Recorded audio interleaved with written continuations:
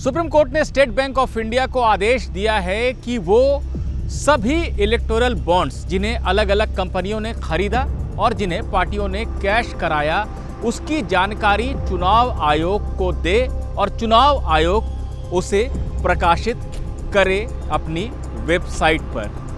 दरअसल electoral bond मामले को लेकर जो तमाम वाद विवाद चल रहे हैं, तमाम आरोप प्रत्यारोप लग रहे हैं, उनके बीच कहीं ना कहीं वो कानूनी जानकारी कि आखिर ये मामला है क्या, इसकी जानकारी सामने आने से लोगों को क्या पता चलेगा, ये तमाम बातें छुप जा रही हैं। और लीगल विद सहगल के इस वीडियो में मेरी कोशिश यही रहेगी कि आप पूरी बात को तफसील से समझ पाएं, आराम से समझ पाएं।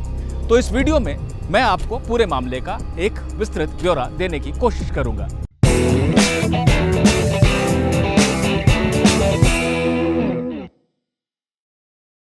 सबसे पहले शुरुआत करते हैं इस बात से कि आखिर इलेक्टोरल बॉन्ड है क्या। देखिए, 2017 से पहले राजनीतिक पार्टियों को जो चंदा मिलता था उसमें काले धन का प्रवाह बहुत अधिक था, ऐसा आरोप लगाया जाता था, क्योंकि कैश के जरिए बहुत बड़ा चंदा मिलता था। सरकार ने संसद के जरिए कानून पास कराया इलेक्टोरल बॉन्ड से जुड़ा हुआ, जिसमें यह शर्त रख दी गई कि राजनीतिक पार्टियों को चंदा अगर एक तय रकम से ऊपर का है तो इलेक्टोरल बॉन्ड के जरिए ही मिल सकता है। इलेक्टोरल बॉन्ड को स्टेट बैंक ऑफ इंडिया से खरीदना होता था और साल में कुछ ही मौक़ों पर इलेक्टोरल बॉन्ड बिक्री के लिए उपलब्ध होता था, जहां पर कि कोई कंपनी या कोई व्यक्ति जो चंदा देना चाहता है किसी पार्टी को, उस बॉन्ड को खरीद सकता था।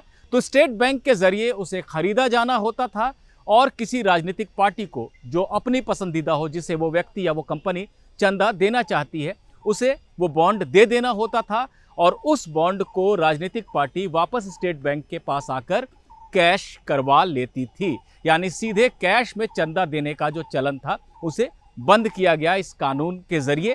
और सरकार ने अपनी पीठ खुद ही थपथपाई, ये कहते हुए कि हमने काले धन का प्रवाह रोकने में सफलता पाई है। लेकिन इसी कानून में एक व्यवस्था ये भी रखी गई थी कि जो इलेक्टोरल बॉन्ड खरीद रहा है उसकी जानकारी गोपनीय रखी जाएगी। सरकार की दलील थी कि अगर किसी कंपनी ने किसी पार्टी को चंदा दिया, अपनी इच्छा से दिया, लेकिन दूसरी पार्टियां जो प्रतिद्वंदी हैं उस राजनीतिक पार्टी की, उनको पता चल जाएगा कि इस कंपनी ने उस पार्टी को चंदा दिया पर हमें तो दिया नहीं, तो वो एक दुश्मनी मान लेंगी, नुकसान करने की कोशिश करेंगी। तो इससे बचाने के लिए दानदाता का नाम गोपनीय रहेगा, ये शर्त भी कानून में रख दी गई।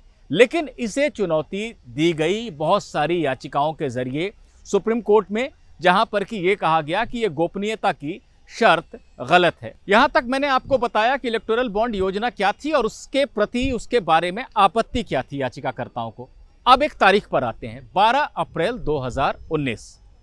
उस समय लोकसभा चुनाव चल रहे थे देश में और ये चुनौती दी गई थी कि इलेक्टोरल बॉन्ड की जो बिक्री हो रही है उसे रोक देना चाहिए। सुप्रीम कोर्ट ने कोई रोक तो नहीं लगाई, लेकिन उस दिन एक आदेश दिया। उस दिन आदेश ये दिया कि चुनाव आयोग अब तक, यानी 2018 से 12 अप्रैल 2019 तक जो चंदे राजनीतिक पार्टियों को मिले हैं, राजनीतिक पार्टियों से उसका ब्यौरा लेकर सीलबंद लिफाफे में अपने पास रख ले और उसे बाद में कोर्ट को दे। साथ ही साथ सुप्रीम कोर्ट ने यह भी कहा कि आज की तारीख से आगे अगर कोई चंदा देता है, हम इस योजना पर रोक नहीं लगा रहे हैं, लेकिन जो चंदा देता है वो गोपनीयता की शर्त पर यकीन न रखे, ये हमारे अंतिम आदेश के अधीन होगा। यानी आखिरकार जब हम इस मामले पर फैसला देंगे तब यह तय होगा कि गोपनीयता रह सकती है या नहीं। ये योजना चलती रही, 2024 का समय आ गया।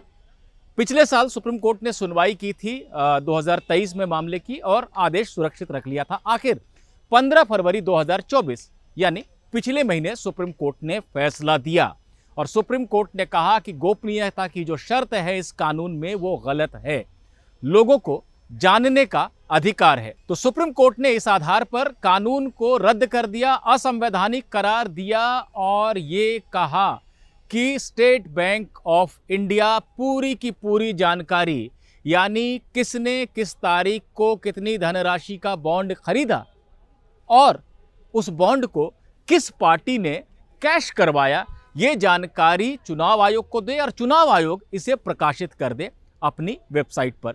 6 मार्च तक का समय मिला था स्टेट बैंक को जानकारी देने के लिए, लेकिन स्टेट बैंक ने एक नया आवेदन दाखिल कर दिया और कहा कि जानकारी बहुत विस्तृत है, उसका मिलान करने में समय लगेगा, हमें 30 जून तक का समय दीजिए। सुप्रीम कोर्ट ने 11 मार्च को सुनवाई की और इस मांग को ठुकरा दिया। कहा जानकारी जिस रूप में है आप तुरंत दे दीजिए चुनाव आयोग को और चुनाव आयोग इसे 15 मार्च तक प्रकाशित कर दे। स्टेट बैंक ऑफ इंडिया ने जानकारी दे दी और चुनाव आयोग ने इसे प्रकाशित कर दिया। लेकिन अब एक नया विवाद शुरू हुआ। देखिए, हर जो बॉन्ड होता है उसका एक नंबर होता है, एक यूनिक नंबर होता है, अल्फा न्यूमेरिक नंबर। यानी आप इसे अल्फा न्यूमेरिक मतलब कुछ अंक और कुछ अक्षर अंग्रेजी के, मान लीजिए कि KYC 5243, ऐसा कोई अंक जिसमें कि अंग्रेजी के शब्द अक्षर भी हैं और कुछ अंक भी हैं।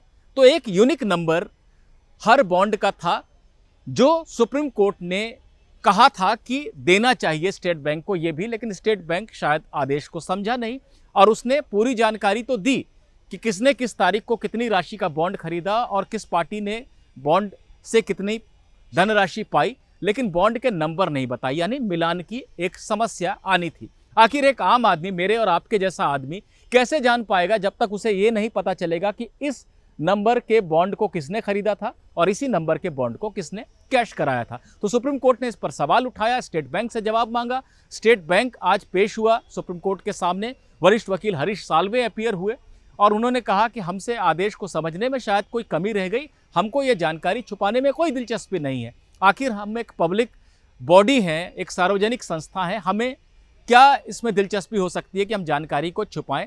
हालांकि सुप्रीम कोर्ट ने कुछ कड़े सवाल किए, कहा कि जब आदेश में कहा गया था कि पूरा ब्यौरा देना है तो आपको पूरा ब्यौरा देना था, आपने बॉन्ड नंबर की जानकारी क्यों नहीं दी।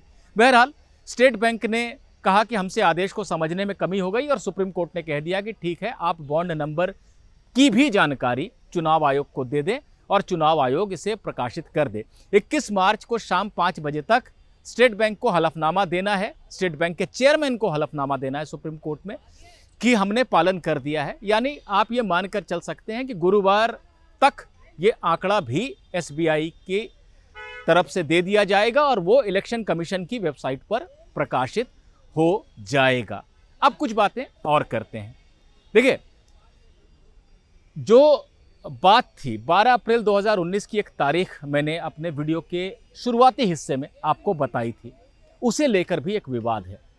कुछ याचिकाकर्ता यहां पर पहुंचे थे ये कहते हुए कि 2018 से 12 अप्रैल 2019 के बीच में जो चंदा राजनीतिक पार्टियों को मिला उसका भी ब्यौरा सार्वजनिक होना चाहिए, पूरा का पूरा ब्यौरा आना चाहिए, क्योंकि जो जानकारी मिल रही है वो वाली मिल रही है जो राजनीतिक पार्टियों ने सुप्रीम कोर्ट के आदेश के चलते चुनाव आयोग को बताया था, लेकिन उसमें बहुत सारी जानकारी दी नहीं है, दानदाता का नाम बताया नहीं है, यानी जानकारी लोगों को मिल नहीं पा रही है।